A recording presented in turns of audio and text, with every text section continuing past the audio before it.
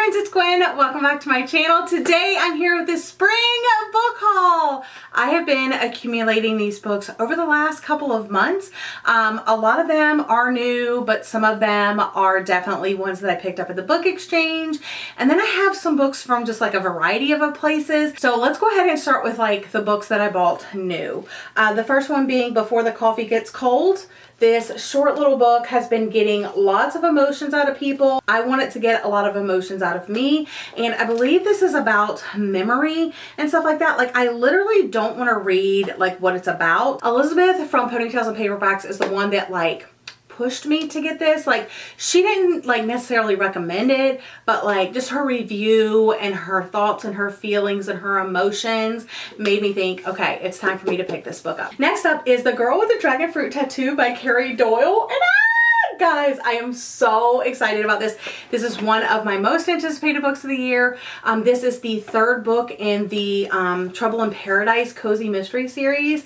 I absolutely loved the first two books. I read them last summer. I also have like aesthetic reels of them on my Instagram at Lavender Mud if you check those out. But it's set in like a tropical location, and I just feel like summer is the time to read these. I just love these. The first one was It Takes Two to Mango. The second was Something's Guava Give, and then The Girl with the Dragon Fruit Tattoo. All right, next up is Wade in the Water, which you guys know I am a sucker for book covers that have water on them, and this one just sounds so good. Now, it is a debut, so I've never obviously read anything by this author before. The story of an unforgettable summer in 1982, seen largely through the eyes of Ella, a young, mistreated black 11-year-old girl who lives with Leroy, who resents her, and Ma, who cannot stand to look at her. Ella's world is changed when Catherine St. James, a mysterious white researcher from Princeton, arrives in their racially divided Mississippi town. I think the two become friends, like an unlikely friendship, and I'm just hoping that I love this one because I love the cover so much. Next up is a book that my friend Lena sent me because we both, well, she read The Lost Girls of Willowbrook, and then I read that because of her and absolutely loved it. And then I read the synopsis of this one and I was like, I'm actually interested in this. So I don't know if Lena has read this one yet, but if she hasn't, I want to buddy read it with her. This is a haunting story about the nature of love and loyalty and the lengths we will go to protect those who need us most. And like I said, it's historical fiction. It's from an author I have read from before, and this cover is absolutely stunning. 6 Stories, which is so exciting because I've had this on my wish list for a very long time. This was also sent to me by a friend. One Body, 6 Stories, Which One is True? It's a complex and subtle mystery unfolding like a dark origami to reveal the black heart inside. It's set in 1997 and 2017. I'm just very excited. It's another short one. I've had it on my like wish list for a while, so I'm so glad that I got sent that. And then for my book club, the Night Owl Book Club, which is a part of my Patreon community, which is always linked in the description box. Like I said in the last video, I started a book club, and the first book we are going to read is The Ferryman by Justin Cronin, and that is like an almost 600-page science fiction kind of book. But in the fall, we are going to be reading a memoir, and I had my Night Owls vote on which book they most wanted to read. I gave them 3 different memoir options. So we decided to read Stay True, which is a memoir about friendship, grief, the search for self, and the solace that can be found through art. And throughout the book, there are art pieces in there. Like there's photos and other types of things too. Let me see. Oh yeah, like this little thing. So it should be a short, quick read, but I'm really looking forward to it. I've heard that it's one of the best memoirs that came out last year in 2022. So I'm excited to read it, and I'm glad that we're reading different stuff like this for my book club. Next up, I bought this so long ago. Before I Let Go by Kennedy Ryan.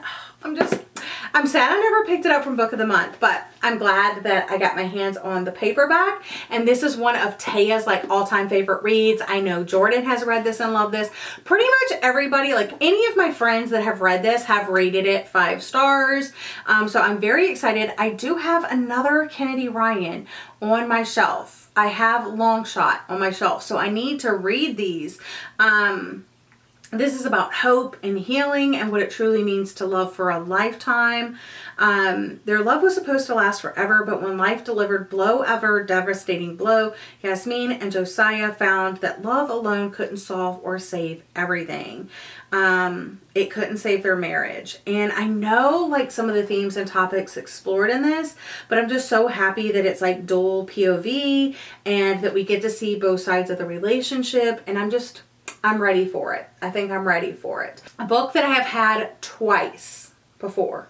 I've had this book twice. I've gotten rid of it twice. And I wanted the hardcover and I'm going to give it another shot. Ninth House by Leigh Bardugo. So this is a dark academia, dark fantasy book set amongst the Ivy League elite. There are a lot of characters. This is a big book, but I'm hoping to tackle it maybe not in April, but maybe May. But I'm very excited and I plan to do a special reading vlog of this one for my patrons. So if and when I get to that, make sure you're a patron so you can see that vlog. The next book is another dark academia-esque novel, but actually it says that it is a historical fantasy epic. And I'm scared / nervous / excited. Okay? Babble. Yes. Too many people have been talking about this novel for me not to pick it up and read it and see what I think. So, yes, it is over 500 pages. Yes, I'm probably going to do some reading sprints to get through it. Audiobook. I might make this like a Patreon exclusive video as well. So definitely check the description box, click the link, decide which tier you want to join, become a night owl. Aardvark, I got Sink, a memoir, and 48 Clues into the Disappearance of My Sister by Joyce Carol Oates. I got both of these because they sponsored me over on my podcast. So I talk about all of their March books that they had available. I also got The Missing by 𝒂𝒏𝒏𝒅. This was sent to me by my friend Heather from my Patreon. Thank you so much for adding to my collection. I love 𝒂𝒏𝒏𝒅 books, even if the plot or the reveal or the twist or whatever don't end up being my favorite. They are so quick to read and they are perfect palate cleansers. But don't be fooled. Like, I have rated many of her books 5 stars. Okay, next up, the author sent me their book, 3 Smile Mile. He reached out to me and he said, hey, I know you read another book of mine and enjoyed it. Would you mind like checking out my new book? And I was like, oh my gosh, absolutely. So I'm really excited to read this. I should probably read this soon by Chad Lutz. I think is how you say his name, but I'm not entirely sure. Anyway, this takes place in Glover, Texas, has 3 restaurants, 2 gas stations, and its very own underground crime syndicate. Other than that, the town's about as lively as roadkill. That's been Cake Donaldson's experience anyway. Cake flips burgers at the local diner on Route 66 for the same mouths, day in and day out. Life is simple, too simple, so when an attractive older woman shows up with a spontaneous proposition, a sex-filled road trip full of adventure, he bites the hook. Unfortunately for him, she leaves out some details, like what's in the trunk of her car and how bad her husband wants it. A cat and mouse crime thriller that meets true romance with The Graduate. So, yay!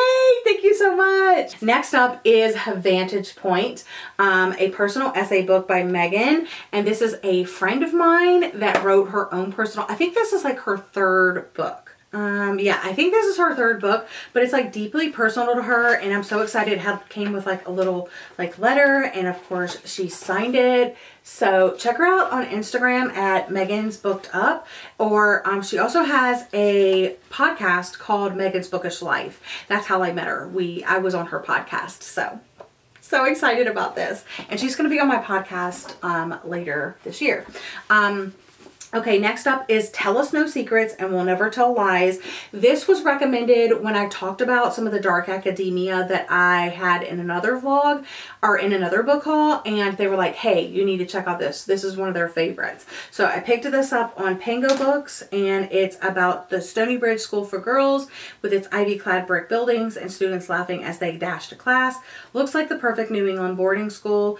It's there that four students, beautiful, streetwise Cassidy Thomas, debut jock Abby Madison, academic sensitive Karen Mullins, and sophisticated troublemaker Zoe Spalding, should be queen bees happily cruising through their senior year. Then a shocking murder leads to a web of secrets and lies at the boarding school. So I'm very excited about this one. Thank you so much for the recommendation. The publisher reached out and pitched this book to me, The Greedy Three, and it's about these three people that like kidnap a kid or something like that. When a kidnapping goes awry, three desperate characters find themselves trapped inside a remote cabin with a baby and a bag full of money. I've never read anything by this author, so that also intrigued me. I'm always trying to find like new thriller authors that I've never read before. But Noah is a kidnapper hired to buy a baby from a human trafficking ring and smuggle her across the Canadian border for a cool $500,000. Eve is a teenage runaway who takes the infant and the sack full of cash away from him. Hester is an outcast living alone in the backwoods cottage, harboring secrets of her own. When their paths cross, it's anyone's guess who will come out on top. Who? Sounds so good. The Greedy Three. Then I did a book exchange in my Patreon. Spring clean a book off your shelf. So you had to have previously read the book, or it was just a book off your shelf you didn't want anymore. And we also sent like a candle and a bookmark, but I got this one from Kayla. I'm so excited. So we wrapped it up, so we didn't know what the actual book was. We wrote clues on it, but we got to see what the bookmark and the candle was. And I let my other night owls like choose what they wanted first, and I was like left with this package. It's Rosalind Palmer Takes the Cake by Alexis Hall, and I don't think I've read anything by this author before, but when I told them and showed them what I got, another patron of mine messaged me and was like, I loved that book. So I'm very excited. This is the bookmark that I got. It's like this galaxy bookmark. Everything in the universe is within you. So, and it's like a nice, like, you know, thick one, and it has like the cute little tassel. But yes, I'm very excited about this one. It says, in this scrumptiously tender laugh out loud novel, single mother Rosalind Palmer is determined to bake it until she makes it to the top of Britain's favorite feel-good baking show. So the next set of books, the next large stack of books that I have are all from the Book Exchange, which is a local indie bookstore that when you give them books, they give you store credits, and then you can use that store credit to buy other things in their store. So Angelica Frankenstein Makes Her Match by Sally Thorne, which I think would be great Halloween read, but I have loved some of Sally Thorne's stuff. I have disliked some of Sally Thorne's stuff, and I'm just really excited to read this. This is like very different than, you know, some of her other stuff. This is a historical romance that imagines Victor Frankenstein's sheltered younger sister, Angelica, and her attempts to create the perfect man. Then I got Birds of California by 𝒂𝒂𝒔. This was on and off my radar for a while, but sparks fly and things get real in this sharply sexy and whip-smart romantic comedy set against the backdrop of a post-Me Too Hollywood. I love the cover. Then I picked up a copy of The Perfect Guests by Emma Rouse, and I have already read this book, but I just had borrowed it from the library, but it's like one of my faves, so I wanted to own a copy, so I finally got it. But this is like a mystery that has two different timelines, 1988 and 2019. And this is a grand estate with many secrets, an orphan caught in a web of lives, and a young woman playing a sinister game. And then I got Fake It Till You Bake It by Jamie Wesley. Jada is the most reviled woman in America after turning down a marriage proposal on a reality dating show. When she comes home to lick her wounds, Jada finds herself working at San Diego's newest cupcake bakery, Sugar Blitz, alongside the uptight owner and professional football player Donovan Dell. So this is a republishing Daddy's Gone A-Hunting. It was first published in 1958. And it says, first published in 1958, Daddy's Gone A-Hunting shocks critics with its feminine rage. It captures the suffocation of a repressive marriage and the desperate longing for connection between a mother and daughter who must join forces in a man's world. So I'm just so excited that I found this and I had to snatch it up. I also picked up 2 Nora Roberts books because I read one from the library like a couple months ago and I just actually really enjoyed it. And they are chunkier books, but these are kind of like romantic suspense books. So the first one is The Witness and the second one is Whiskey Beach. And I do like these like paperback, floppy paperback versions of her books. And then I also found The Caretakers. Set in a wealthy Parisian suburb, an emotionally riveting debut told from the viewpoint of 6 women and centered around a group of au pairs one of whom is arrested after a sudden and suspicious tragedy strikes her host family. A dramatic exploration of identity, class, and caregiving from a profoundly talented new writer. Then I saw Sandy Jones's like most recent release, I think, The Blame Game. This was so much shorter than I thought it was going to be too. Like her books are usually around like 300, 350 pages. This one came out last year and it is so freaking short. But it says, as a psychologist specializing in domestic abuse, Naomi has found it hard not to become overly invested in her clients' lives. But after helping Jacob leave his wife, Naomi worries that she's taken things too far. Then Jacob goes missing and her files on him vanish. Yay! I'm so excited to read another Sandy Jones. I have, this officially marks 3 on my TBR. So I've read 2, I have 3 on my TBR, and I just cannot wait to get to them this summer. I feel like they are the perfect like beach poolside read. I picked up Slay by Brittany Morris. This is Jordan's like one of her favorite authors, one of her favorite books, and it's about 17-year-old Kira Johnson, who is an honor student, a math tutor, and one of the only Black kids at Jefferson Academy. And at home, she joins hundreds of thousands of Black gamers who duel worldwide as Nubian personas in the secret multiplayer online role-playing game Slay. And then the last one that I'm not officially adding to like my TBR, but I want it for my collection, is Livid by Patricia Cornwell. And this is the one, I think this came out earlier this year. Okay, late last year. So this is the newest in the Patricia Cornwell 𝒂𝒅𝒏𝒄𝒂𝒔 series, and I just definitely needed to have it for my collection, which is the top of my bookshelf staring at me. So yeah, I'm adding this to the collection, and that concludes my massive spring book haul. Anyway, I hope you guys are having a lovely day or night. Don't forget to check the description box for links to my Patreon, my podcast, and all of the other fun stuff that's linked down there. And yeah, I hope you guys are having a great day or night, and I'll see you guys again in another video very soon. Bye, friends.